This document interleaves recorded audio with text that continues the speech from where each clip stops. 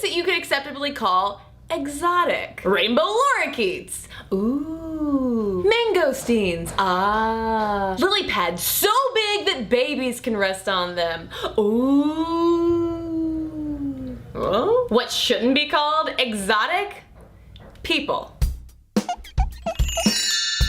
Now you might be wondering why someone who looks like me with very pale white skin who has never ever been labeled exotic is talking about this. But this is actually a conversation that I've been having for months now with Stuff Mom Never Told You podcast listeners. It all started earlier in 2014 around Academy Awards season when everybody was talking about Lupita Nyong'o and her incredible role as Patsy in 12 Years a Slave. Critics and the public alike were hailing not only her incredible acting but also her beauty, which was being described over and over again as exotic, which, as a number of people quickly pointed out, was not exactly a compliment. When you exoticize and fetishize someone, it's actually an example of what's called a racial microaggression. Say it with me. Racial microaggression. A racial microaggression can be defined as an everyday slight, put down, indignity, or invalidation indirectly targeted toward a marginalized group. You might be thinking,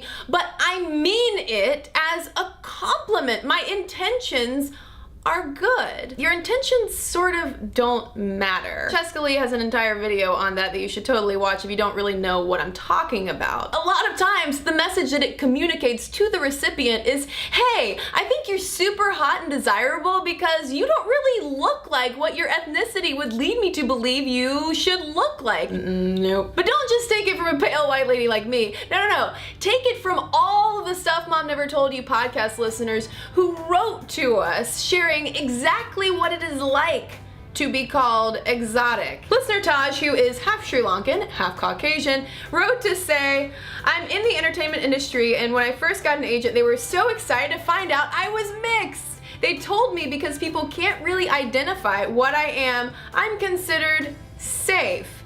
I'll be honest and say I'm still not really sure what that means. Lillian, who is of Puerto Rican and Chinese ethnicity, writes, the first person to call me exotic was my white male homeroom teacher in my freshman year of high school. Now whenever someone calls me exotic, I say, oh great, another one who wants to put me in a cage. A parrot is exotic. I'm from New Jersey. Kim writes, my friend is biracial, black and white, and I am from Trinidad with almond-shaped eyes and bone structure that often leads people to assume that I have Asian heritage. This guy, who is black as well, starts to chat us up and at some point asks what ethnicity we are, to which we respond, black. His response, which pains me to say, was, you guys are too pretty to be just black. M writes, my mother is Lebanese and my father is Slovak. I have olive skin, light blue-green eyes, and curly hair. I think the least offensive thing I've ever been called is exotic. I actually prefer the general description instead of playing the guessing game of where I'm from. The guessing game sometimes makes me feel like I'm a species of bug that needs to be pinned and labeled. Isabel writes, I'm half Caucasian, half Brazilian, and during a 200-person lecture in my college class, a guy came up to me and asked me to settle a bet with his buddy whom he had been discussing my race with.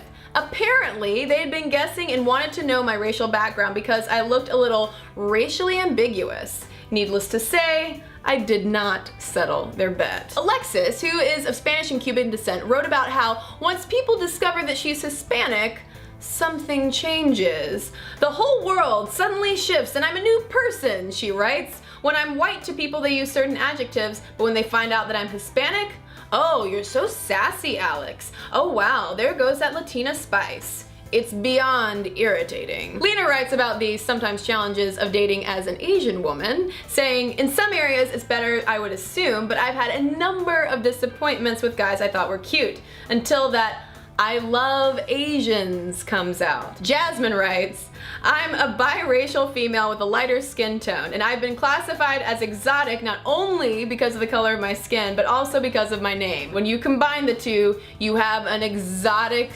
storm. I've even had guys say to me, wow, I've never been with a black girl before, as if there's some special ethnic magic I should bring to the bedroom. I immediately picture that guy parading me around like a new pet or trophy, showcasing my physical appearance and my exotic heritage, instead of the awesome young woman that I am. And Robin writes, to start off with, I don't know a woman of color who has not had experiences with people making her feel like a conquest of some kind. You're really pretty for a black girl, or you're really nice for a black girl, or maybe even, I've never liked a black girl like this before.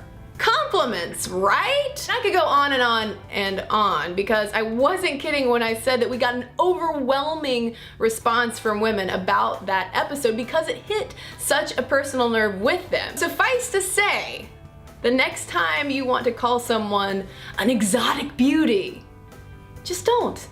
Find a better adjective. There are a lot of them out there.